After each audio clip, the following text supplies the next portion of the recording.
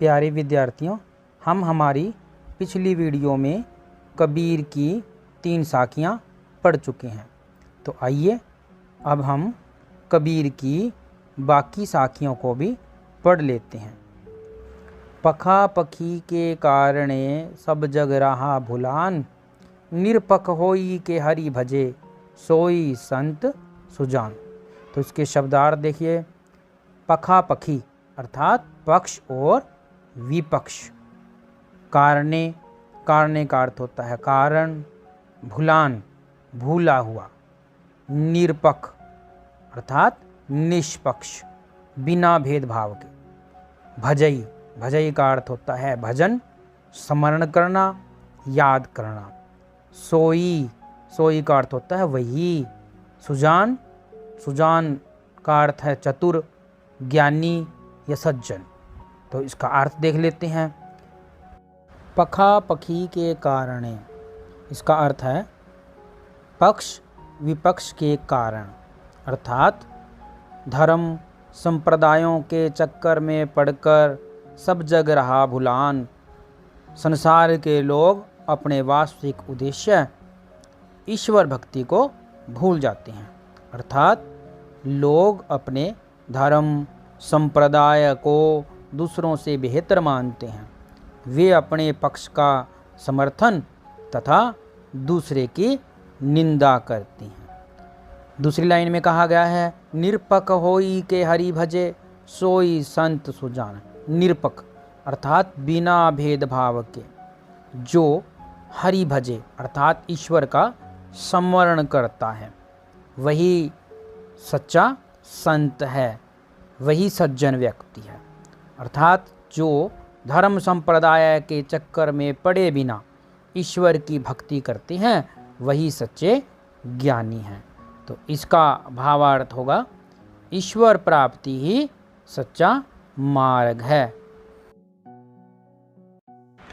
कबीरदास जी ने अपनी साखी में कहा है, हिंदू मुआ राम कही, मुसलमान खुदाई, कहे कबीर सो जीवता, जो दूह के निकट न जाई। तो आइए इसके शब्दार्थ देखते हैं। शब्दार्थ है मुआ अर्थात मर गया, सो जीविता वही जीता है, दूह, दूह का अर्थ है दोनों, निकट अर्थ है पास, नज़दीक को कहा जाता है, जाई अर्थात जाता है। तो आइए इसका अर्थ भी जानते हैं।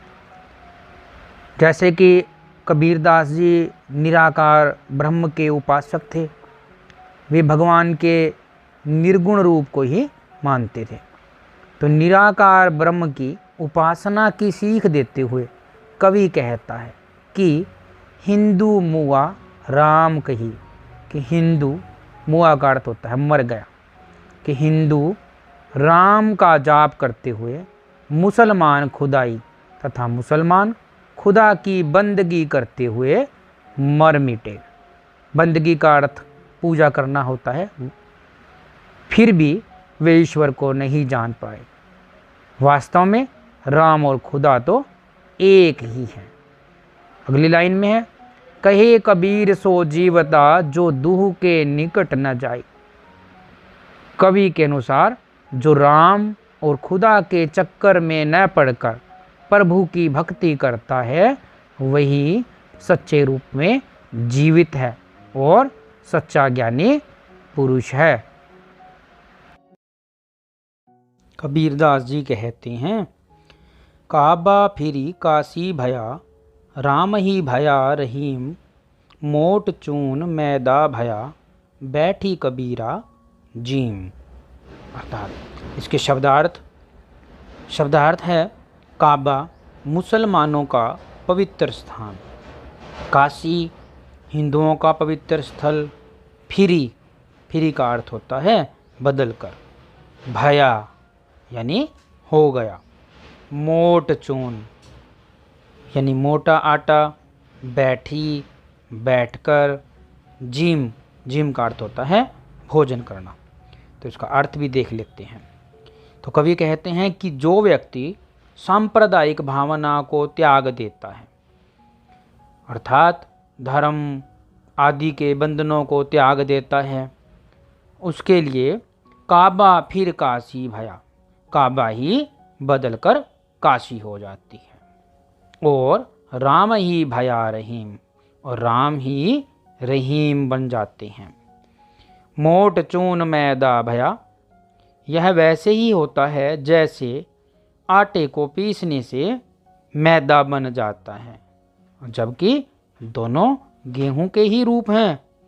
तो इस प्रकार से बैठ कबीरा जी, और कबीरदास जी कहते हैं कि मनुष्य को इस सांप्रदायिक विचारों को छोड़कर परम ईश्वर की भक्ति रूपी भोजन ही ग्रहण करना चाहिए। इसलिए चाहे आप काशी जाएं या काबा जाएं, राम की पूजा करें या अल्लाह की इबादत करें, हर हालत में आप भगवान के करीब ही जाएंगे।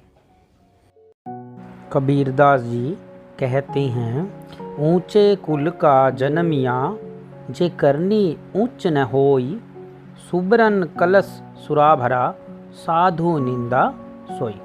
इसके शब्दार्थ हैं, ऊंचा कुल अर्थात अच्छा खानदान, जन्मिया यानी कि जन्म लेकर, पैदा होकर, करनी अर्थात कर्म, सुबरन अर्थात सोने का, कलश घड़ा, सुरा शराब को कहा जाता है, निंदा बुराई, सोई का अर्थ है उसकी। तो इसका अर्थ भी देख लेते हैं, ऊंचे कुल का जन्मिया। तो इसमें कबीरदास जी ने कर्मों के महत्व के बारे में बताया है। तो कर्मों के महत्व को बताते हुए कवि कहता है कि ऊंचे कुल का जन्मिया, जे करनी ऊंच न होई, कि ऊंचे कुल में जन्म लेने मात्र से कोई व्यक्ति बड़ा नहीं बन जाता है, इसके लिए अच्छे कर्म करने पड़ते हैं। सुबरन कलश सुरा भरा, साधु निंदा सोई। इसी का उदाहरण देते हुए कबीर जी कहते हैं, सुबरन कलश सुरा भरा, कि सोने के पात्र में शराब भरी हो, पात्र बर्तन को कहा जाता है, कलश के लिए लगाया गया है, कि सोने के पात्र में शराब भरी हो तो भी साधु निंदा होई, तो सज्जन उसकी निंदा ही करते हैं। अर्थात जीवन में हमारे कर्म अच्छे होने चाहिए।